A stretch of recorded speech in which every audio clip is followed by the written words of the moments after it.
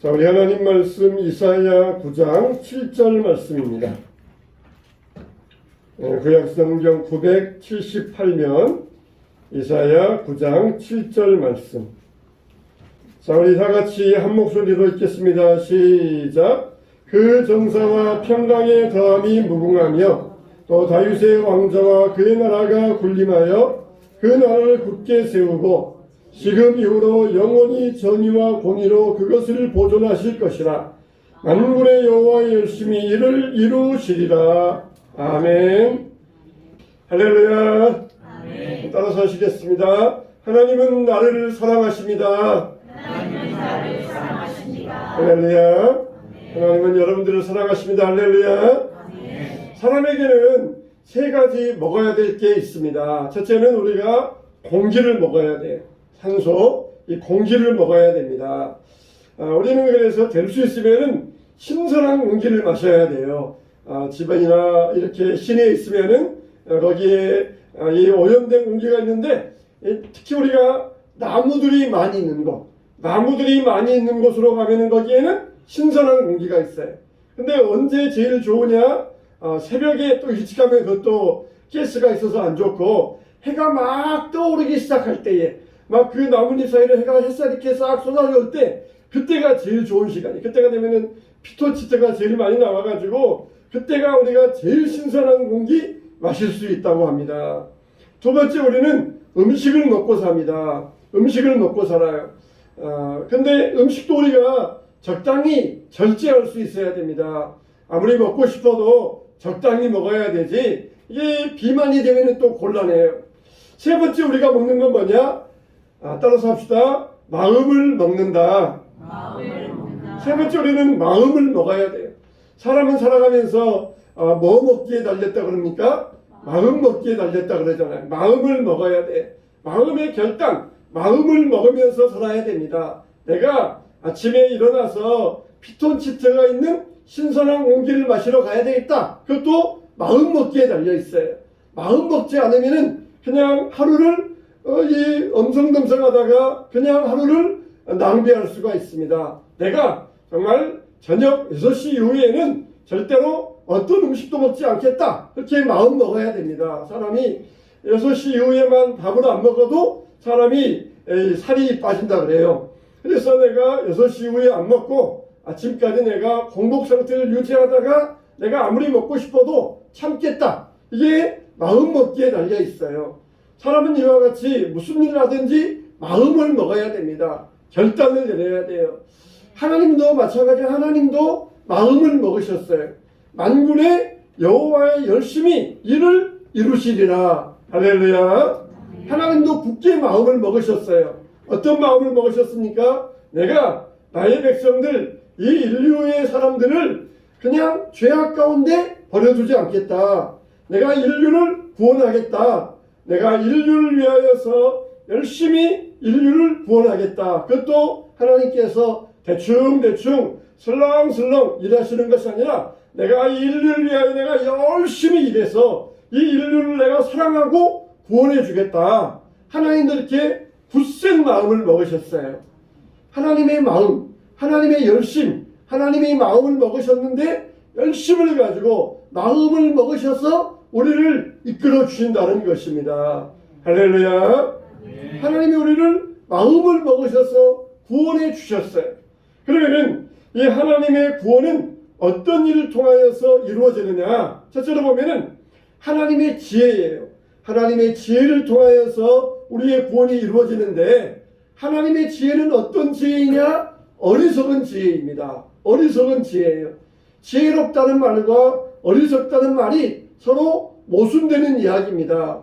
여러분, 우리 옛날 동화 가운데 평강공주와 바보 온달 이야기가 있습니다. 평강공주가 어렸을 때부터 이렇게 울보 공주였어요. 아무리 달래도 울음을 그치지 아니하니까 부모님들이 너 그렇게 울면은 바보 온달에게 시집 보낸다 그러면서 얘를 달래려고 했었어요. 근데 그렇게 고집세던 아이가 나중에 커가지고 시집갈 나이가 되었는데 또 고집을 부립니다. 뭐라고 고집 부립니까? 자기는 오직 바보 온달에게 시집가겠다는 것이에요. 바보 온달에게 여러분, 공주이면은 나라의 최고의 신부감 아닙니까? 나라의 모든 남자들 다 신랑감으로 줄 세워놓고 그 중에서 어느 데였는지 고를 수 있는 위치가 공주의 위치예요. 근데 아무도 여자가 결혼하지 아니하고 그러니 바보, 어떤 여자도 결혼해주지 아니하는 그런 남자에게 시집가겠다는 것이에요. 최고의 여자와 아주 바보, 최악의 남자가 서로 만나서 결혼하겠다는 것입니다. 그랬을 때에 그 부모의 속은 얼마나 탔겠습니까? 아무리 달려보고 아무리 얼러봐도 이 고집센 딸은 이 고집을 끝끝내 버리지 아니하고 바보 온달에게 시집가겠다는 것이에요. 얼마나 답답했겠습니까? 야, 그때는 너를 울음이 그치지 않으니까 달리려고 했던 이야기야. 달리려고 했던 이야기야. 아니에요. 자기는 바보 온달가 어렸을 때부터 이렇게 다 부모님이 점지어 놓으셨으니까 나는 끝끝내 바보 온달에게 가겠다는 것입니다. 얼마나 부모의 마음이 답답했겠습니까? 부모가 볼 때, 주변에서 볼 때 저렇게 어리석어서 여자가 저렇게 어리석어 가지고 뭐에 써먹겠느냐, 저렇게 미련하게 고집만 피워가지고 뭐에 쓰겠느냐, 그러면서 다 평강공주를 손가락질했을 것이에요. 그러나 평강공주에게는 계획이 있었습니다. 바보 온달에게 시집가서 내가 이 바보 온달을 지혜로운 자로, 장군으로 만들어 놓겠다, 그런 계획이 있었던 것이에요. 이렇게 주변에서 볼 때 평강공주의 결정은 아주 어리석은 결정이었어요. 그러나 그 안에는 지혜가 있었습니다. 이 어리석은 결정을 통하여서 상황을 뒤집어 놓겠다, 한 사람의 인생을 바꿔놓겠다, 나라를 바꿔놓겠다, 그런 이 지혜가 있었던 것이에요. 그런데 이런 이 평강공주의 결정보다 더 인류 역사상 더 어리석은 결정이 있었습니다. 그건 뭡니까? 하나님께서 독생하신 하나밖에 없는 아들을 이 땅에 보내주시려 하신 결정입니다. 하나님이 우리를 구원하시려고 그러시면은 얼마든지 여러 가지 방법으로 우리를 구원해 주실 수가 있어요. 우리를 구원하려고 그러면은 수천 가지 방법으로 구원해 주실 수 있습니다. 그러나 하나님은 그 방법을 다 버리시고 친히 독생하신 아들을 이 땅에 보내주시어서 십자가에 달려 죽겠다고 하신 그런 어리석은 결정을 내리신 것입니다. 지금도 세상의 지식인들은 저렇게 이 하나님의 지혜를 이해하지 못하고 비판을 합니다. 믿지를 못합니다. 도저히 자기의 지식인의 머리 가지고는 하나님의 지혜를 이해하지 못하기 때문에 지금도 비판이 되고 있는 것이에요. 여러분, 어떤 부모가 자기 정말 귀한 아들을 감옥에 있는 사형수를 대신해서 자기 아들을 사형장에 보내고 그 사형수를 감옥에서 나오게 하겠다, 그런 결정을 하는 그런 어떤 부모가 있겠습니까? 내 정말 귀한 아들, 정말 인류 역사를 위해서 아주 그냥 고귀하게 의미 있는 일에, 가치 있는 일에 내 아들을 쓸모있게 하겠다, 그렇게 하는 게 부모의 마음인데, 감옥에 있는 내일 죽을 사형수를 위해서 내 아들을 대신 죽이고 그 사형수를 감옥에서 끄집어내겠다, 그런 부모가 어디 있겠습니까? 하나님이 하신 결정은 바로 그런 어리석은 결정이었어요. 마리아가 예수님의 발치에 향유를 붓고 이 예수님의 발치에 앉아가지고 눈물로 예수님의 발을 적시고 머리털로 닦았어요. 그런 다음에 예수님의 발에 향유를 부어드렸습니다. 이 향유는 정말 한두 방울만 뿌려도 이 향유는 정말 아주 고급한 향유이기 때문에 아주 향기를 바라는 그런 향유입니다. 그런데 이것을 그냥 완전히 그냥 듬뿍 부어가지고 한 병째 발에 부어가지고 그 냄새가, 향기가 온 집안에 진동하게 만들었던 것이에요. 한두 방울만 뿌려도 충분한데 한 병째 통째 부어가지고 부어드렸던 것이에요. 얼마나 어리석은 낭비입니까? 조금만 해도 향기로운데 다 덜컥 부어가지고 그것도 머리가 아니라 어깨가, 이 겨드랑이가 아니라 발에 부었던 것이에요.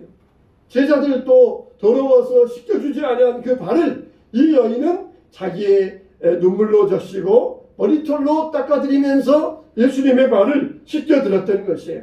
이 어리석은 낭비를 사람들은 비판을 했습니다. 그러나 이 어리석은 낭비 같았지만은 이 마리아의 낭비 때문에 정말 온 인류 역사에 아름다운 믿음의 모습으로 남아있게 되었던 것입니다. 정말 하나님께서 독생자 예수님을 이 땅에 보내주시고 우리 죄인들을 위하여 대신 죽게 하신 것은 지식인들이 이해하지 못하고 어떤 철학자, 지혜로운 박사들도 이해할 수 없는 어리석은 결정이었어요. 나라의 제일가는 평강공주가 정말 아무도 시집가지 아니하는 바보 온달에게 자기 인생을 바치겠다. 이건 정말 어리석은 결정이었습니다. 여러분, 마찬가지로 이 지혜로우신 예수님께서 비참한 인생을 찾아오신 것, 정말 이것은 그냥 단순한 헌신이 아니었어요. 감옥에 가면은 아무도 면회오지 아니하는 그런 죄수들이 있어요. 내가 정말 그 감옥에 아무도 면회가지 아니하는 죄수들을 찾아가서 내가 위로해 주겠다. 그런 정도가 아닙니다. 예수님이 우리를 찾아오신 것은 우리를 위로해 주시기 위해서, 우리를 어루만져 주시기 위하여서 찾아오신 것이 아니라 예수님은 엄청난 계획을 가지고 내가 이 인류를 내 피로 대속해서 구원하고 그리고 하나님의 형상을 이루는 하나님의 자녀 삼아주겠다. 그런 믿음의 계획을 가지고 이 땅에 내려오셨던 것이에요. 평강공주가 바보 온달을 찾아갔을 때 얼마나 감동적인 이야기입니까? 이 내가 바보 온달, 정말 내가 인생을 잘 케어해주고 위로해주고 자존심도 세워주고 이 가정을 내가 정말 부자로 만들어줘야 되겠다. 그러기 위해서 평강공주가 바보 온달을 찾아간 게 아니에요. 이 바보 온달을 나라의 장군 만들어서 나라에 정말 쓸모있는 일꾼으로 만들어주겠다 하는 이게 이 평강공주의 계획이었던 것이에요. 하나님의 계획도 마찬가지입니다. 우리가 아플 때 고쳐주시고 힘들 때 위로하여 주시고 고통당할 때 우리와 함께 하시고 그러기 위해서 우리를 찾아오신 게 아니에요. 더 큰 계획을 가지고 하나님의 아들 삼으려고 하나님의 아들의 위치에서 정말 하나님 나라의 일꾼으로서 쓸모있는 사람 되게 하시려고 우리를 찾아와 주신 것이에요. 어제 우리가 일일 수련회로서 우리 사모님이 성경 개관을 해주셨어요. 이 성경 개관을 전체적으로 이렇게 해주셨는데 참 저에게는 참 유익한 시간이었습니다. 성경 전체를 살펴볼 수 있는 복된 시간이었어요. 구약과 신약을 개관적으로 전체를 살펴볼 수 있었는데 여러분 이 구약 개관을 살펴보면서 이스라엘 백성들이 아수르에 멸망당하고 유다 백성들이 바벨론에 멸망을 당합니다. 그리고 끌려가서 포로가 됩니다. 여러분 하나님은 전지전능하신 하나님이시지 않습니까? 하나님은 자비로우신 하나님이 않습니까? 그러면은 그런 전지전능하신 하나님이 자기 백성들이 포로되어서 끌려갈 때 어디에 계셨다는 이야기입니까? 빨리 와서 도와주셔야 되는데 그 능력 많으신 하나님이라 그러면서 자기 백성들이 억압당하고 고통당할 때 그 하나님이 어디 계셨다는 이야기입니까? 바울이 유럽 지역을 다니면서 선교할 때 얼마나 아슬아슬합니까? 얼마나 위태위태합니까? 얼마나 위험하기 짝이 없습니까? 그러면은 전능하신 하나님이 군인들 일개 군단을 보내주셔가지고 바울을 호위하게 하면은 얼마나 바울이 당당하게 복음을 전하고 전도할 수 있었겠습니까? 바울이 그렇게 바다에 위험당하고 강도에 위험당하고 매를 맞을 때 하나님은 어디 계셨습니까? 하나님은 어디 계셨습니까? 여러분 하나님은 이와 같이 어리석은 전도의 방법을 통하여 사람을 구원하신다는 것이에요. 세계 역사를 보세요.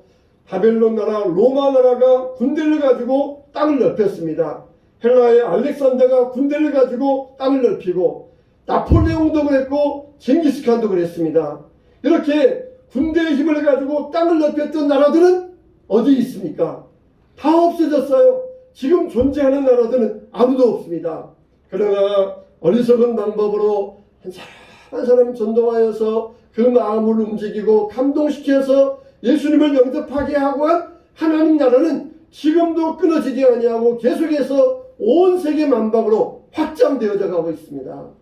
하나님은 이걸 아시기 때문에 사람들 볼 때 효과적이고 효율적이고 능력 있는 방법, 군대를 동원해서 그 나라를 정복하면은 순식간에 그 나라를 믿게 할 수 있는데 그런 인간적인 방법을 사용하지 아니하시고 어리석은 방법으로, 어리석은 전도의 방법으로 사람 한 사람을 구원하기를 기뻐하셨다는 것이, 하나님의 지혜는 지극히 어리석은 지혜입니다.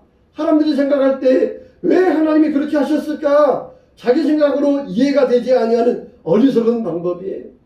이슬람 나라가 군대를 가지고 다른 나라를 침략하면서 칼을 들이매면서 이슬람을 전파했어요. 그러나 그 당시에 무학과 무식한 중동 지역에 퍼졌을 뿐이지 지금 이슬람은 현대 선진국이나 나라는 전혀 효과를 발휘할 수 없어요. 그러나 우리 기독교는 어느 나라든지 어떤 백성이든지 유식하든지 무식하든지 나이 많든지 나이 어리든지 어디에든지 찾아가서 복음을 증거하는 것은 바로 이 어리석은 방법 때문인 것입니다. 어리석은 방법 때문이에요.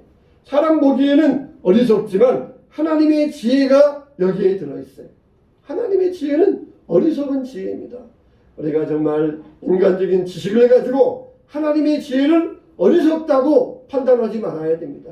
우리들 또 하나님의 어리석은 방법으로 한 사람 한 사람 구원하고 전도하여서 하나님 백성 삼게 되시기를 주님의 이름으로 축원합니다. 두 번째, 하나님의 은혜는 뭐냐? 하나님의 은혜는 괴로운 은혜예요. 하나님의 은혜는 괴로운 은혜입니다. 여러분, 우리가 평강공주 이야기를 서론만 알고 결론만 압니다. 평강공주가 울보했다가 바보온달에게 시집가서 바보온달을 장군 만들었다. 그러면서 서론만 알고 결론만 알아요. 근데 그 중간의 이야기는 아주 괴로운 이야기들입니다. 여러분, 평강공주가 바보온달 찾아갔어요. 그러면은 바보온달 집에서 바보온달과 어머니가 처음에는 공주님이 자기에게 시집온다 그러니까 얼마나 황송했겠습니까? 얼마나 황송했겠어요. 그래서 그 황송한 마음에 공주와 장가를 갔습니다. 이 바보온달이 뭐였겠어? 그동안 공부도 못하고 결도 모르고 그러니까 그냥 바보온달이 색시가 들어왔으니까 기분 좋아가지고 바보온달이 아마 공주에 그랬을 거예요. 색시야. 그러면서 오늘 날씨 좋은데 놀러 가자 그랬을 거예요. 그러면은 평강공주가 뭐라 그랬겠어요? 안 돼요. 여기 앉으세요. 오늘 공부해야 돼요. 회초리를 들으면서 오늘 천장은 떼야 됩니다. 그러면서 호되게 바보온달을 몰아쳤을 것이에요. 바보온달은 섹시야. 우리 놀러 가자. 우리 오늘 산에 가서 밤 주우러 가자. 이렇게 놀고 싶은데 평강공주는 호되게 바보온달을 몰아치면서 공부시키고 그냥 바보온달로 살 때에는 무식해도 되지만 나라의 장군 되기 위해서는 무식해서는 안 돼.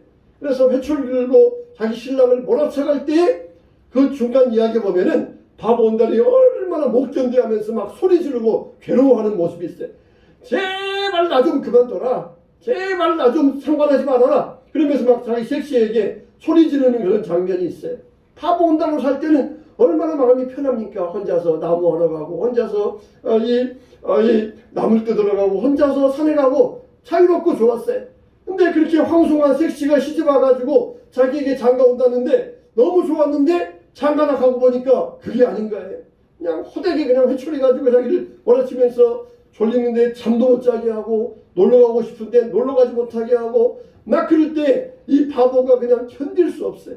막 나 좀 그만두라 그러면서 소리를 질러댑니다. 근데 그게 바로 평강공주의 이 가졌던 계획이에요. 하나님이 우리를 구원하실 때도 마찬가지입니다. 하나님의 은혜가 여기 있어요. 하늘 보좌의 영광을 버리시고 이 땅에 내려오신 예수님이 죄인을 구원하러 오셨다. 얼마나 아름다운 이야기입니까? 얼마나 아름답고 복된 이야기입니까?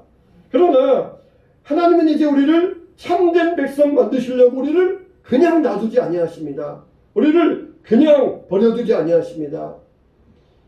자식을 사랑하는 사람은 누굽니까? 부모잖아요. 부모가 자식을 사랑할 때 부모는 절대로 자식을 방관하지 않습니다. 이웃집 아저씨 같으면은 그 아이가 게임을 하든지 외박을 하든지 잠을 자든지 학교 안 가든지 상관하지 않아요. 그러나 부모라 그러면은 그 아들을 위해서 방관할 수가 없습니다. 그 아들을 그냥 둘 수가 없어요. 그래서 호되게 교육을 하면서 그 자녀들을 쓸모있는 아들로 만들어가기 위하여서 만들어가는 것이 바로 부모의 사랑입니다. 하나님의 사랑이 바로 그런 사랑이에요. 자기 백성들이 괴롭힘 당할 때 하나님은 어디 계셨습니까? 바울이 전도한다 그러면서 그렇게 위험한 상황 가운데 있을 때 하나님은 어디 계셨습니까? 하나님은 어디 계셨어요? 하나님은 항상 함께 하시는데 그 하나님의 은혜는 때로는 우리에게 괴로운 은혜가 될 수 있다는 것이. 사람은 편하면은 절대로 기도 안 합니다. 사람들 편해보세요. 기도 안 해요. 괴로워야 기도합니다. 문제 있어야 기도해요. 하나님은 우리를 편한 대로 남겨두지 않습니다. 우리를 편한 대로 살게 하지 않습니다. 정말 하나님의 자녀로서 정말 하나님께서 영광받기 원하신다면 우리를 괴롭게 만드셔요. 괴롭게 만드셔요. 그래서 기도의 자리에서 하나님을 찾게 하시고 그리고 하나님 앞에 나오게 만드십니다. 이스라엘 백성들이 아수르에 잡혀가고 바벨론에 잡혀갈 때 그들이 할 일이 뭐가 있겠습니까? 하나님 우리를 구원해 주세요. 하나님 우리를 용서해 주시고 해방하여 주세요. 하나님 앞에 얼마나 부르짖었겠습니까? 하나님의 은혜는 이와 같이 괴로운 은혜예요. 그렇게 자기 백성들이 고통당한 하나님은 어디 계셨어요? 유대인들이 아우슈비츠에서 고통당한 하나님은 어디 계셨어요? 하나님은 그들과 함께 하시는데 보지 못한 것뿐이에요. 괴로워야 보여요. 하나님의 은혜는 괴로운 은혜예요. 자녀들이 그냥 편한 대로 살아라. 마음껏 잠자고 마음껏 놀고 학교 가지 말고 마음껏 실컷 살아라. 그러면 얼마나 편하겠어요. 그러나 그렇게 줄 수 없는 것이 부모의 사랑인 것처럼 하나님의 사랑도 마찬가지예요. 우리를 괴롭히셔요. 그래서 하나님 사람 삼으시고 제대로 살게 하시려고 하나님의 형상 이루게 하시려고 우리를 괴롭히십니다. 기도해야 된다. 일어나야 된다. 하나님 앞에 나와서 찬양하며 예배드려야 된다. 전도해야 된다. 우리를 괴롭히셔요.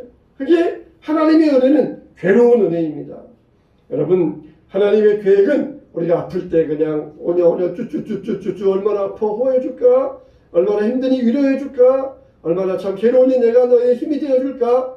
그러기 위해서 하나님이 우리를 부르신 게 아니에요. 물론 하나님 우리를 그렇게 하시지만 부모가 자녀를 사랑하여서 밥도 먹여주고 잠도 재워주고 용돈도 주고 하는 것이 부모의 사랑이지만 그러나 그것만이 아니라는 거예요. 부모의 사랑은 정말 자녀를 위하여서 방관하지 아니하고 회초리 들며 채찍질하는 게 부모의 사랑인 것처럼 아버지의 사랑도 괴로운 은혜예요. 바보 온달이 그냥 섹시가 좋았는데 그렇게 자기를 몰았을 때 얼마나 괴로운지 몰라요. 머리에 들어오지는 않는데 그냥 그동안 머리가 완전히 그냥 굳어가지고 들어오지는 않는데 앉혀놓고 잠도 안 자고 할 때 얼마나 바보 온달이 괴로운지 몰라요. 그러나 결국은 그가 장군 되어서 나라를 구할 때 얼마나 그게 모든 사람들에게 행복한 결말이며 얼마나 이 영광스러웠겠습니까? 하나님이 바로 우리를 이렇게 영광스럽게 만드시려고 우리를 불러주신 것이에요. 여러분 신앙생활하면서 하나님이 우리를 괴롭히실 때가 있어요. 마음에 괴로움이 있어요. 야 교회에서 그렇게 일일 수련을 한다는데 우리도 교회 가야 될 거 아니야? 아이 그냥 편하게 지내. 그냥 편하게 지내면 되잖아. 그러나 그게 내 마음에 걸릴 때가 있어요. 내 마음에 괴로울 때가 있어요. 그게 바로 하나님이 나를 만들어 가시는 것이에요. 하나님이 일할 때 우리가 정말 내 마음에 괴로울 때가 있어요. 그게 하나님이 우리를 복 주시기 위한 하나님의 뜻인 것이에요. 여러분 하나님은 우리를 은혜 베풀어 주시고 하나님의 자녀로서 세워주시기를 원하십니다. 우리가 하나님 우리를 괴롭히실 때에 하나님께 반항하거나 저항하지 말고 하나님께 순종할 때 하나님은 저와 여러분을 위하여 더 큰 복을 예비하고 계신 줄로 믿으시기 바랍니다. 할렐루야. 네. 사랑하는 성도 여러분, 주님 앞에서 이렇게 괴로운 은혜를 통하여서 우리 삶이 더욱더 풍성해지고 복되시게 되시기를 크게 아멘하세요. 주님의 이름으로 축원합니다. 네, 세 번째로 결국은 뭐라 그랬습니까? 따라서 합시다. 여호와의 열심히 이루시리라. 여호와의 열심히 이루시리라. 할렐루야. 하나님은 오래 참으시는 하나님이세요. 하나님은 포기하지 아니하시는 하나님이십니다. 여호와의 열심히 이루시리라. 여러분 아수르에 포로 잡혀가고 바벨론에 포로 잡혀가는 것 마치 이것은 이것과 같아요. 엄청나게 길고 긴 기관차가 있어요. 엄청나게 길고 긴 기관차에 수많은 승객들이 타고 있습니다. 그래서 이 기관차는 지금 역사의 기관차로 지금 역사를 향하여 질주하며 나아가는 그런 기관차입니다. 그 기관차의 기관사는 하나님이셔요. 그 기관차 안에는 수많은 나라의 승객들이 그 기관차 안에 살고 있습니다. 근데 그 기관차에 깡패들이 있어요. 깡패들이 나서가지고 승객들을 괴롭히면서 자기들 마음대로 그 기관차 안에서 자기들 마음대로 이 기관차 안에서 행동을 합니다. 언뜻 볼 때에는 그 기관차가 깡패들의 뜻에 의하여서 그 기관차가 움직여지고 있는 것 같아요. 여러분, 깡패는 마귀입니다. 마귀가 사람들을 괴롭혀요. 언뜻 볼 때 세상은 마귀에 의하여서 마귀의 뜻대로 움직여지고 있는 것 같아요. 그러나 아무리 그 안에서 마귀가 깡패들이 깡패 노릇하고 승객들을 괴롭힌다 할지라도 그 기관차의 기관사 되시는 하나님은 결국 그 기관차를 하나님의 뜻대로 운행하고 계신다는 것이에요. 우리가 볼 때 우리 삶 가운데 마귀에게 괴롭힘당하고 마귀에게 억압당하고 사람들에게 억압당하고 그러면서 우리의 뜻은 아무것도 없고 세상 모든 것은 인간의 뜻에 의하여서 마귀의 뜻에 의하여서 움직일 것 같지만은 그러나 하나님은 하나님의 뜻대로 이 우주의 역사, 인간의 역사를 주관하고 운행하고 계신다는 것입니다. 우리가 바로 이 믿음을 가져야 됩니다.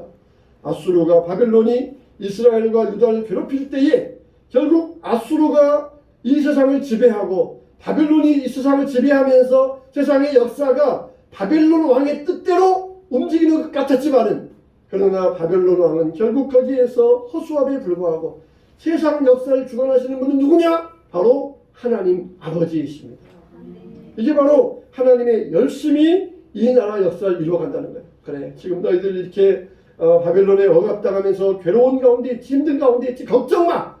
저들의 뜻대로 되지 않을 거야. 내가 너희를 구원하여 주고 내 뜻을 이룰 테는데 내가 그냥 대충 이루는 것은 내가 열심히 일을 이루어주겠다.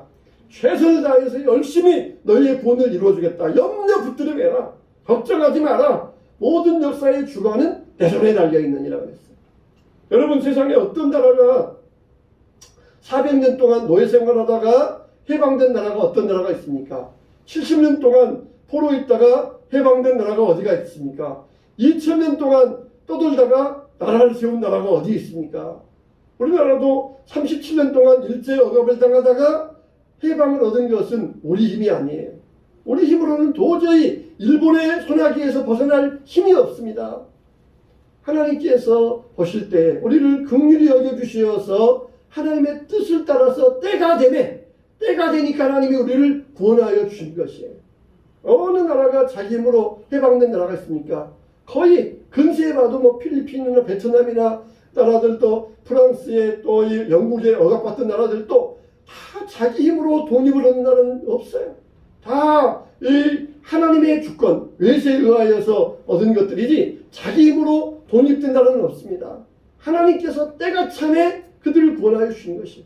너희들 지금 바벨론에 억압당하고 있지만 내가 때가 되면은 너희를 구원하여 주겠다. 내가 열심을 가지고 할 테니까 걱정 붙들어 매라. 염려하지 말아라. 세상 역사를 볼 때에 걱정됩니다. 세상 역사가 나라의 경제가 어렵습니다. 그럴 때 염려하지 말아라. 깡패들이 기관차를 장악하는 것 같지만은 그러나 그들은 허수아비에 불과하다. 내가 역사를 주관하고 끌고 가고 있느니라 그랬어요. 시편에 보면은 시편이 하나님께 막 이렇게 울부짖는 기도가 나와요. 어떻게 하냐? 여호와 내 구원의 하나님이여, 내가 주야로 주 앞에서 부르짖었사오니 나의 기도가 하늘 주 앞에 이르게 하시며 나의 부르짖음의 주의 귀를 기울이소서. 나는 무덤에 내려가는 자 같이 인정되고 힘없는 영사와 같으며 죽은 자 중에 던져진 바 되었으며 죽임을 당하여 무덤에 누운 자 같으니이다. 주께서 다시 기억하지 아니하시게 되었나이다. 누가 무덤에서 주의 성실하심을 멸망 중에서 선포할 수 있으리까? 이거는 일종의 탄식시라고 이야기합니다. 탄식. 하나님 앞에 막 탄식하면서 기도한 내용이에요. 하나님 어디 계십니까? 이렇게 괴로운데 하나님 왜 안 도와주십니까? 막 탄식하면서 기도하는 내용이에요. 근데 뒤에 넘어가면은 하나님이 내 기도를 들으셨고 하나님이 나와 함께 하셨나이다. 그런 고백이 나와요. 그 당시 볼 때는 하나님이 안 계신 것 같고 하나님이 내 기도를 안 들 것 같은데 지내놓고 보니까 하나님이 다 듣고 계시고 다 알고 계신 것이에요. 그 당시에 보면은 하나님이 나를 떠나신 것 같은데 진노를 보니까 하나님이 나를 떠나신 적이 없는 것이에요. 이게 믿음의 고백이지 않습니까? 그 당시 볼 때는 하나님이 어디 계십니까? 왜 내 기도 안 들어주십니까? 하나님 왜 날 떠나셨습니까? 다 시켰는데 지내놓고 보니까 하나님은 다 듣고 계시는 것이에요. 여러분 우리가 기도할 때 어려운 게 뭡니까? 하나님이 들으시는가? 하나님이 내 기도를 귀를 기울이고 계시는가? 그게 기도할 때 어려움이잖아요. 근데 하나님은 다 듣고 계신다는 거예요. 심지어 우리의 한숨과 탄식과 숨소리까지도 다 듣고 계신다는 것이에요. 남김없이 다 듣고 계신다는 것이에요. 그러니까 염려하지 마라. 걱정하지 마라. 붙들어 매라. 내가 주관하고 이 역사를 내가 끌고 가고 있느냐. 여호와의 열심히 이루어질 것이다.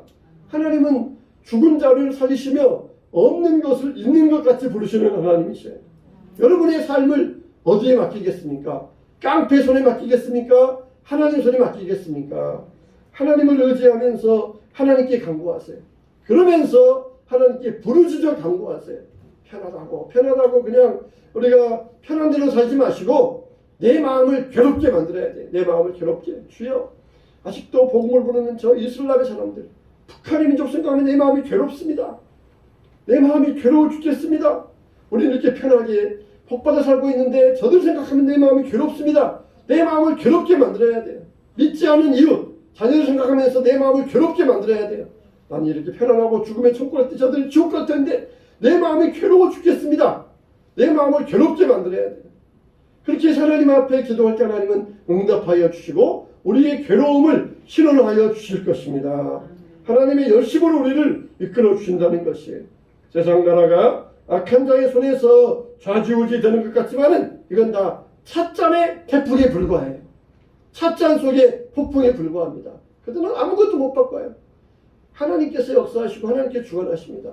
이 나라의 역사도 이 나라의 독립도 다 하나님의 손에서 때가 되면 이루어주신 일이에요. 하나님 앞에 탄식하며 부르짖는 우리 마음을 괴롭게 하여서 하나님 앞에 간구할 때 하나님께서 우리 기도를 통하여서 역사를 복된 방향으로, 여러분의 가정을 복된 방향으로 이끌어 주실 줄로 믿습니다. 아멘. 결국 여호와의 열심히 일을 이루시리라. 하나님도 굳게 마음 먹고 계신다는 거예요. 내가 구원해 주겠다. 내가 널 인도해 주겠다. 이끌어 주겠다. 굳은 마음을 가지고 계신다는 것이에요. 하나님이 마음 먹었으면은 틀림없이 됩니다. 여호와의 열심히 일을 이루어 주시리라. 이 열심을 가지고 주님 앞에 우리도 기도하고 간구하면서 부르짖는 저와 여러분 되시기를 주님의 이름으로 축원합니다. 아멘. 다시 한번 크게 아멘. 주님의 이름으로 축원합니다. 아멘.